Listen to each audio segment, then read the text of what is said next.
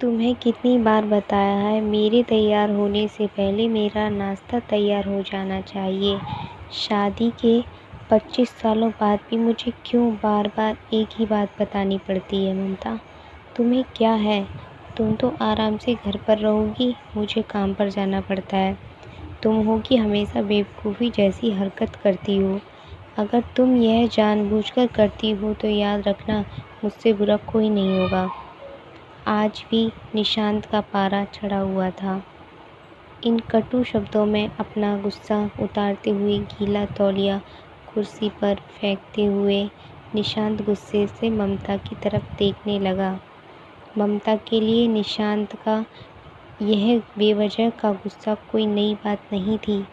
वह महीने में 3-4 बार ऐसे ही ममता पर बरस पड़ता था। पहले पहले ममता उसका विरोध किया करती थी, लेकिन जब कई सालों तक निशांत में कोई बदलाव नहीं दिखा तो ममता ने खुद को ही बदल दिया। अब निशांत के कुछ भी कहने से ममता को कोई फ़र्क नहीं पड़ता था। निशांत की हर बात वो चुपचाप सिर नीचे झुकाए सुन लेती थी।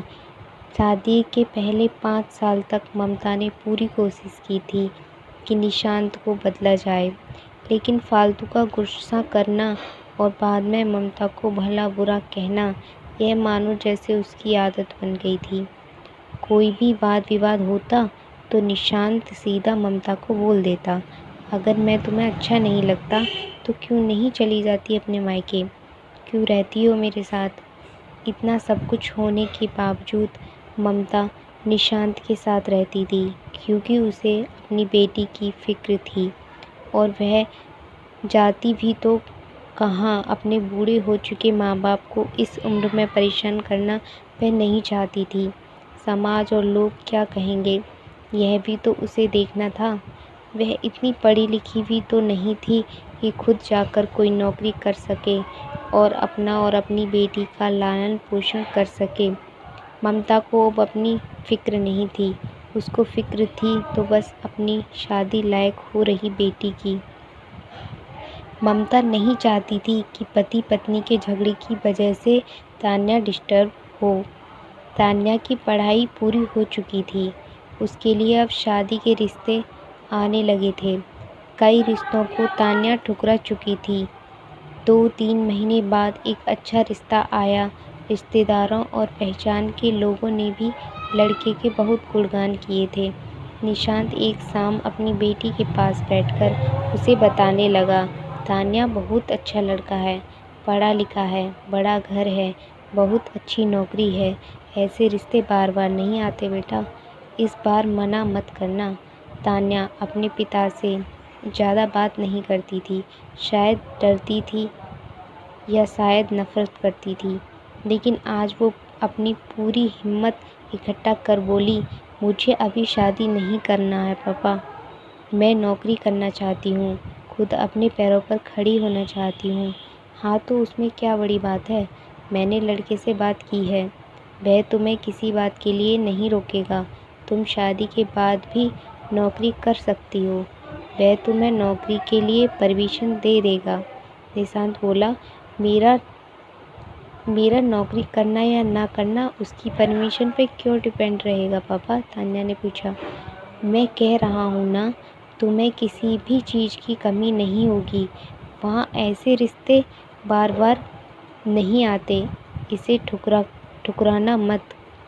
बहुत खुश रहोगी तुम वहाँ, निशांत बोला। पापा क्या मैं उतनी ही खुश रहूँगी जितनी मम्मी इस घर में खुश हैं? तान्या ने तंज कसते हुए कहा, आज तुम्हारी जबान कुछ ज़्यादा नहीं चल रही? निशांत गुस्से से आंखें बड़ी करते हुए बोला, पापा मुझे शादी ही नहीं करनी है, क्योंकि शादी के बाद अगर वह लड़का आपके जैसा निकला तो मैं क्या करूँगी? मुझे आपके जैसा जीवन साथी नहीं चाहिए, जो बिना बात के मुझ पर हमेशा चिल्लाए। मुझे कुछ भी अपनी पसंद का लेना हो तो 10 बार सोचना पड़े, कहीं वह नाराज़ ना हो जाए। मेरी तबीयत कैसी भी हो उसे परवाह ना हो, रोटी थोड़ी सी मोटी बन जाए तो घर सर पर उठा ले, उसकी चेक बुक ना मिले तो भी मेरा ही दोष निकाले। और हर छोटी मोटी बात पर मुझे मायके जाने के लिए कहे। तान्या ने अपना दिल खाली करते हुए पापा से सब कह दिया। निशांत का गुस्सा सातवें आसमान पर था, लेकिन उसके मुंह से एक भी शब्द नहीं फूट रहा था। वो तान्या की बातें सुन रहा था। तान्या उतना ही बोलकर चुप नहीं हुई। आज पहली बार वह अपने पापा के सामने इतना कुछ बोल रही थी। पापा, आपने माँ के साथ हमेशा गलत व्यवहार किया है। आप अपने ऑफिस का गुस्सा बिना सोचे समझे माँ पर उतार देते हैं। कभी इस बात की परवाह भी नहीं करते कि उन्हें कैसा लगता होगा। आपकी बातें सुन सुन माँ ने अपना स्वाभिमान खो दिया। निशांत आज पहली बार अपने किए बर्तावों को महसूस कर पा रहा था। वो इतना ही बोल पाया, जो तुम्हारा मन है वो करो, मैं तो इतना बुरा हूँ ना।